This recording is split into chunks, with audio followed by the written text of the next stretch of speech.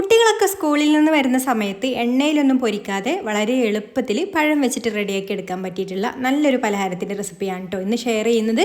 അപ്പോൾ അതിനായിട്ട് ഞാനിവിടെ ഇതുപോലെ നന്നായിട്ട് പഴുത്തിട്ടുള്ള നേന്ത്രപ്പഴം എടുത്തിട്ടുണ്ട്. ഇനി നമുക്കിത് ഇതുപോലെ ഒന്ന് ചെറുതായിട്ട് ഇതൊന്ന് കട്ട് ചെയ്തെടുക്കാം. അപ്പോൾ ഇതുപോലെ 2 പഴവും ഞാൻ ചെറുതായിട്ട് തന്നെ കട്ട് ചെയ്തെടുത്തിട്ടുണ്ട്.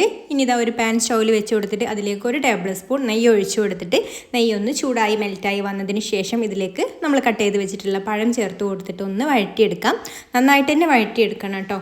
വഴറ്റിയിട്ട് ഇതുപോലെ ചെറുതായിട്ടൊന്നങ്ങ് ഉടഞ്ഞ് വരണം. ആ ഒരു പഴക്കൊന്നങ്ങ് കുക്കായി വരുമ്പോൾ നന്നായിട്ട് പഴുത്തിട്ടുള്ള പഴം തന്നെ വേണം കേട്ടോ ഇതിനെടുക്കാൻ വേണ്ടിയിട്ട്. എന്നാലുള്ളത് ഇതുപോലെ ഉടച്ചെടുക്കാൻ പറ്റുള്ളൂ. ഇനി ഇതിലേക്ക് 1/2 കപ്പ് തേങ്ങ ചിരവിയത് ചേർത്ത് കൊടുത്തിട്ട് ഒന്ന് നന്നായിട്ട് മിക്സ് ചെയ്ത് കൊടുക്കാം. പിന്നെ ഫ്ലേവറിനായിട്ട് 1/2 ടീസ്പൂൺ ഏലക്കാപ്പൊടിയും ചേർത്ത് കൊടുക്കുന്നുണ്ട്. അതുപോലെ മധുരത്തിനായിട്ട് പഞ്ചസാരയും ചേർത്ത് കൊടുക്കുന്നുണ്ട്. ഒരു 2 ടേബിൾ സ്പൂൺ പഞ്ചസാരയാണ് ഞാൻ ഇതിലേക്ക് ചേർത്ത് കൊടുക്കുന്നത്.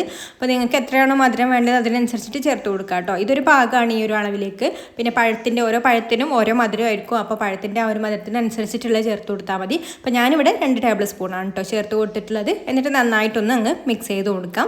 ഇനി 1 കപ്പ് അവിലെടുത്തിട്ടുണ്ട് കേട്ടോ. അത് നമുക്ക് മിക്സിയുടെ ജാറിലേക്ക് ഇട്ട് കൊടുത്തിട്ട് ഒന്ന് നന്നായിട്ട് ഇതുപോലെ പൊടിച്ചെടുക്കാം.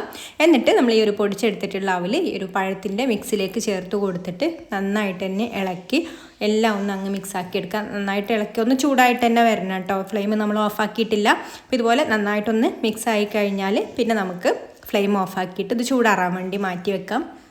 ചൂടാറി വന്നതിന് ശേഷം നമുക്ക് ഇതിൽ നിന്ന് കുറേശ്ശെ എടുത്തിട്ട് ഇതുപോലെ കയ്യിൽ വെച്ചിട്ട് തന്നെ ഒന്ന് ഉരുട്ടി കൊടുക്കാം കേട്ടോ. ഇനി ഇതിലേക്ക് നമ്മൾ വേറെ വെള്ളമോ വേറെ ഒന്നും ചേർത്ത് കൊടുക്കേണ്ട ആവശ്യമില്ല.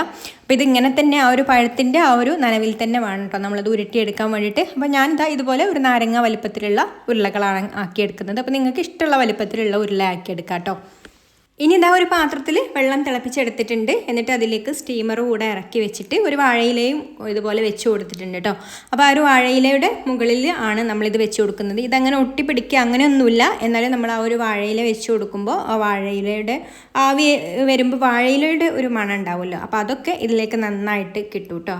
അപ്പോൾ ഇലയിൽ ഇതുപോലെ ഓരോന്നായിട്ട് ഇങ്ങനെ നിരത്തി വെച്ച് കൊടുത്തിട്ടുണ്ട്. ഇനി നമുക്കിതൊരു 5 മിനിറ്റ് അടച്ച് വെച്ചിട്ടൊന്ന് ആവിയേറ്റിയെടുക്കാം കേട്ടോ. ഇതിൽ ഒരുപാട് അങ്ങ് ഹൂക്കാവാനൊന്നുമില്ല. എന്നാലും ഒന്ന് സോഫ്റ്റായിട്ട് വരാൻ വേണ്ടിയിട്ടാണ് നമ്മളിതുപോലെ ആവിയേറ്റിയെടുക്കുന്നത്. അപ്പോൾ നമുക്കിത് അടച്ച് വെച്ചിട്ട് ഒരു 5 മിനിറ്റ് കഴിഞ്ഞിട്ട് തുറക്കാം.